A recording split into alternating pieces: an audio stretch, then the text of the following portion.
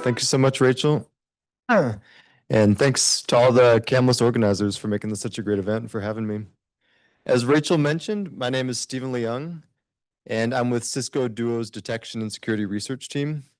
And our team does sit at the intersection of really understanding these identity threats and building the detection systems to stop them.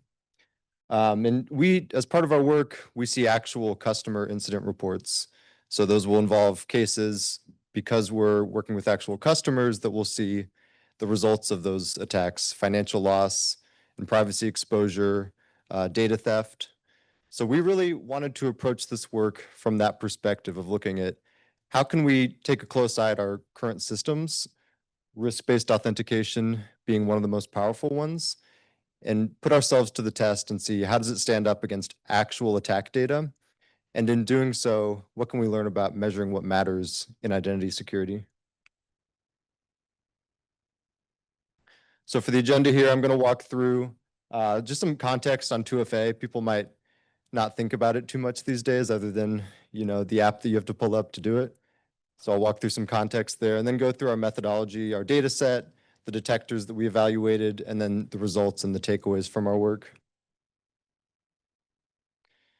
It can feel like 2FA is table stakes at this point.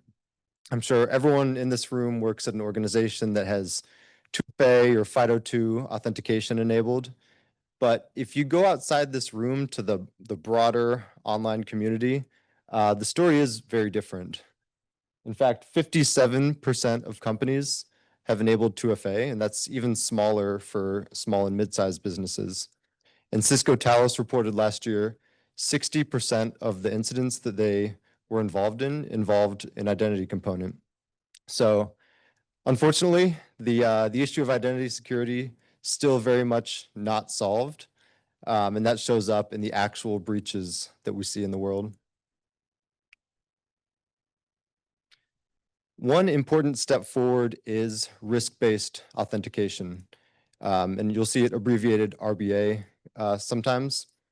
This is an adaptive form of 2FA authentication that uses contextual user data to modify the 2FA challenge based on risk signals. So it will use things like the characteristics of a device that the user's on, the network, or the activity pattern of the user, and it will change the 2FA challenge dynamically. And this is really powerful because every authentication does come with a rich set of contextual data, and that can identify a risk before anything becomes an identity security incident.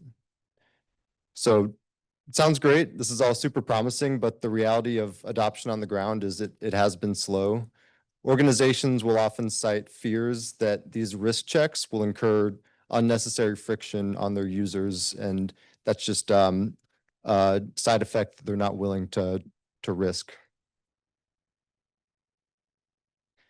We can't mention the future of authentication without also mentioning passwordless. Passwordless does promise to mitigate a lot of the vulnerabilities of both credential logins and 2FA because it's inherently resistant to phishing. But similar to RBA, the adoption story behind passwordless has been a slow one. Passwordless has some pretty significant obstacles to it in terms of the hardware requirements and just the general change management that moving to a whole new authentication infrastructure brings to bear. So because of this, adoption of passwordless has actually been even slower than RBA 2FA, and it's remained more of an industry aspiration up until this point, as opposed to being used by actual organizations. So if we look at the auth spectrum of security here, you'll see, kind of more less secure posture on the left, moving to the ideal state on the right. And the reality is most organizations do remain on that insecure left side of the spectrum, relying on just basic 2FA or even just credentials. And as much as organizations might aspire to move to that passwordless state, it's just a really long and complex journey to get there. And our belief is that RBA 2FA is a really practical bridge to get to a much more secure auth security posture today without having to move to a full passwordless infrastructure. So with all that as set up, the work that we did here is really putting RBA 2FA to the test.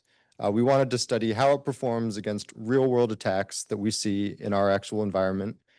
And by doing this work, we believe this will contribute, number one, to what I just showed on that last slide, customer confidence. If customers know the efficacy of the system that they're being encouraged to adopt, they're much more likely to do it. And secondly, a really promising benefit is to guide product teams. We're not just building something in the abstract, we're building something that's actually going to stop the attacks that we're seeing out there. All right, looking at what this study involved. So we had 70 million authentications from an actual 2FA environment in production. 185,000 of those auths were labeled as attack auths. And gathering that labeled attack data was one of the bigger challenges of this work. It involved months and months of human labeling by current and former members of the team. We sourced our examples from heuristic hunt queries, customer submissions, like I mentioned, threat intel feeds, other creative means to get our hands on this labeled data. To scale it up, we built in-house tooling along with just processes and standards to make sure we were staying consistent and high quality with our labels. We separated our attack data into 3 categories that roughly correspond to attacker sophistication. So we have at the very top here, kind of the least sophisticated would be opportunistic attacks. And these are highly automated, often involve testing of credentials or probing of accounts for misconfigurations, something like a bypass user. So very naive in the nature of these. We then have targeted attacks, and these are slightly more sophisticated, but still kind of a mix of automation and manual. This might look like something like a push spray or a 2FA fraud tactic, where an attacker is trying to solicit an approval from a user. This is still going to be a numbers game where they're going across a bunch of accounts, just looking for one or a few approvals, but it has more of a manual component to it. And then finally, for the last one here, we have a category called advanced. And this combines social engineering with technical sophistication. Something like attacker in the middle would fall into this category, along with session hijacking would be in this category as well. So really targeted attacks that are looking to solicit, again, 2FA approvals from a user or an admin. Our RBA system consists of 3 different detector types. At the top here, we have the context change detector. And this one is looking to flag authentications from a new or an unusual context for a user. And that's based on a novel IP, a new Wi-Fi fingerprint, or an expired cookie. So as you might realize from that explanation, this is going to happen quite a bit actually in normal usage as well. If you think about all the times you would change your network as a user. And because of this, it really only warrants a mild enforcement, something like re-authenticating a user when they're on a remembered device. We then have our attack pattern detector. And this one is looking for specific heuristics that are associated with known attack patterns, things like 2FA spray or unrealistic travel. This is much more targeted. It's going to be a much more precise signal.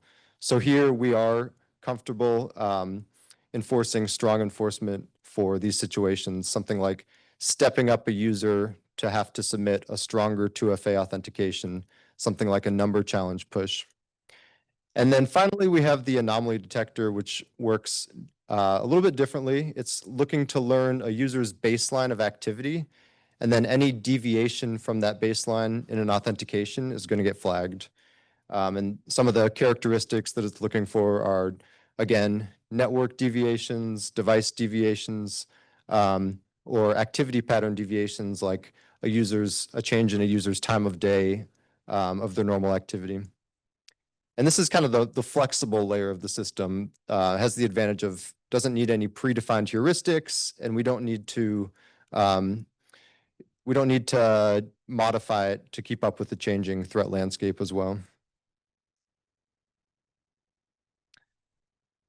So just to understand these detectors a little bit more, how they how they show up in the real world. We're going to look at actual 2FA attacks here and look at how the detectors responded to them. So this is a targeted attack. Let me get on the move here. All right, targeted attack from a US-based IP. And this is a classic push spray attack. So you'll see up here in the scatter plot here, each authentication is represented by a dot there. Green one is an approved 2FA authentication, a red one is a failed, and blue is user marked fraud. And in this graph, the scatter plot actually looks like lines because there's so many 2FA authentications coming in such a quick velocity that they're represented in that plot as such. This is really a hallmark of 2FA sprays. You'll see a ton of quick succession of failures and just a few approvals from some unsuspecting users there. As far as how the detectors responded, the context change detector does fire, and that's because this is all novel network activity for the users. The attack pattern detector fires as well, and that's recognizing a heuristic that we've encoded there, which looks for consecutive failures across the same IP in quick succession. And then finally, the anomaly detector fires as well, recognizing novelty at the user level across a number of different dimensions, the network being one of them, device, and also in some of these cases, time of day. So this is a case where all the detectors fire, but they all recognize slightly different aspects of the attack campaign, showing how this kind of employs defense in layers. Looking at another example here, this is an advanced attack and highlights some of how the system still works here, but also some of the limitations. This is an attack from a US VPN IP. And what you'll notice here is actually the majority of this activity on the VPN is normal and benign.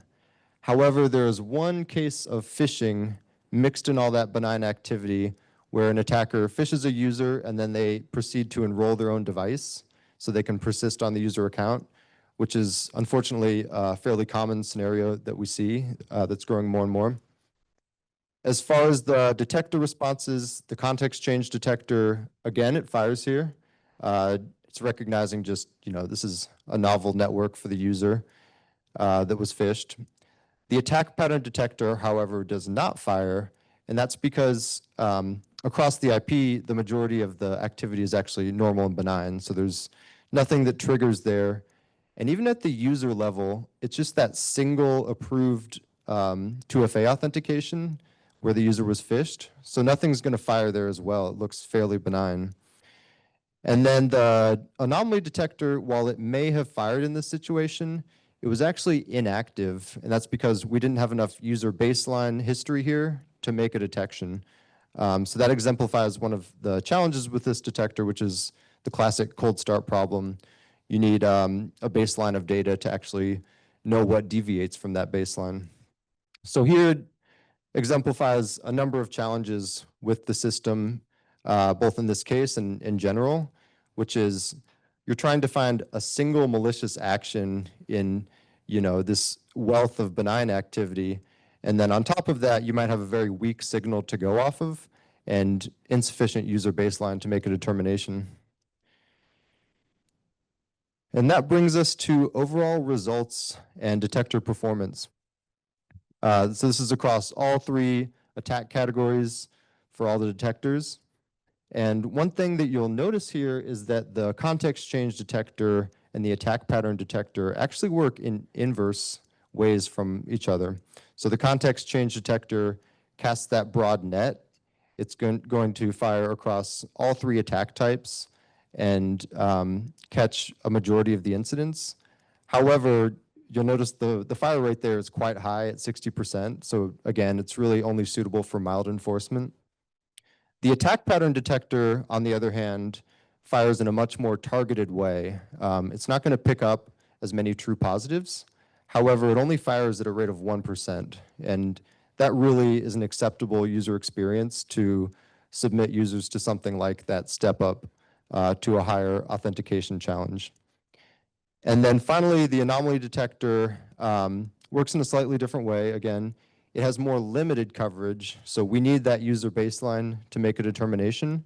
But one really encouraging thing about this detector is it works well on the targeted and the advanced attacks.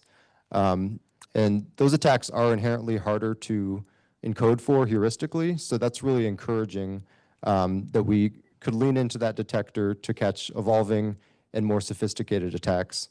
But all in all, these detectors do work complementary to one another, with the context change detector casting that wide net, the attack pattern detector being more targeted, and then the anomaly detector offering that kind of flexible layer of the system. Pulling things all together and wrapping up here, what are the takeaways of all this work? The first one is efficacy. We did find that a layered RBA system offers effective coverage against the identity attacks that we studied. On top of that, having that layered system offers some security in the form of you're not looking at a single point of failure. You have layers to your defense. That also speaks to coverage versus friction. We're layering weak and strong signals on top of each other, and that really gives us flexibility in the way that for weak signals, we can just apply that kind of light user check. For the strong signals, we're more comfortable applying a full step up to a user, requiring that they submit to a number challenge push or an even higher factor. So we're able to maintain that user experience, but not compromise on security through this kind of layered methodology. I do want to call out ongoing challenges that will also speak to kind of future work here. We recognize that this type of work and this study in particular was made possible by the presence of labeled data. One huge challenge and important note going forward is to just continue to keep up with the nature of changing threats, also to improve the diversity of the current labels that we do have. And that might call for totally new strategies for identifying attacks out there and modifying our own processes and standards around that. And then finally, we see the most promise in the anomaly detector piece of this, just because it is that flexible layer. It does have the strongest performance on kind of the advanced and the targeted attacks, but it has its own unique challenges around it, one of them being the explainability piece.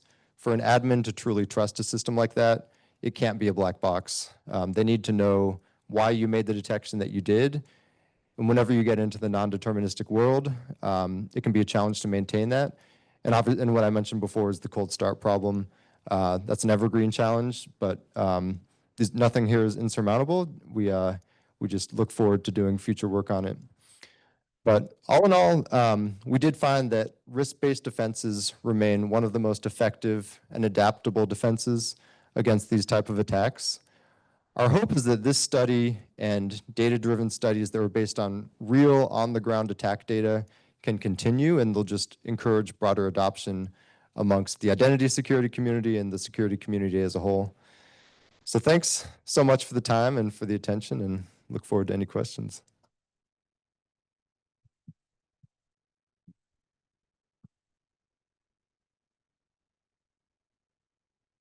Thank you. Great talk.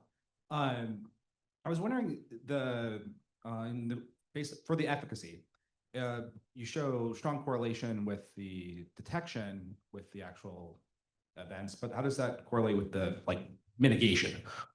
So you're triggering the RBA, but then did the RBA actually mitigate the attack? So you're achieving your overall objective, which I don't know if that was clear in your underlying data, or could you speak to that question?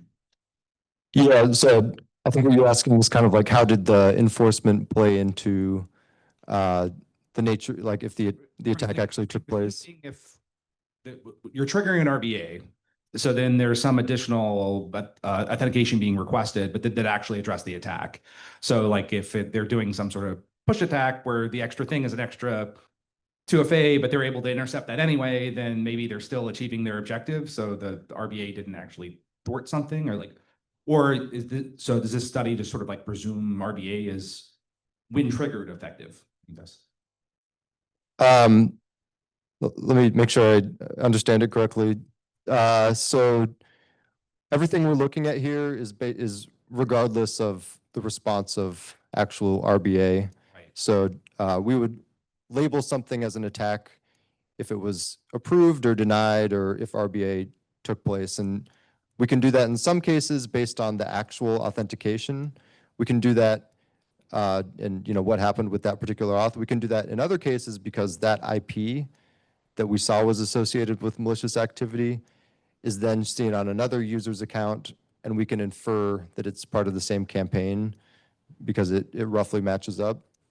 Does that kind of answer your question? Not quite.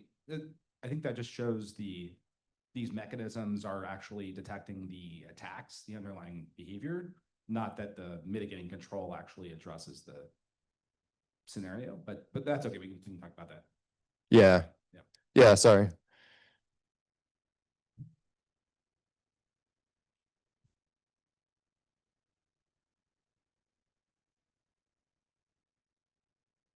What are the false positive rates like?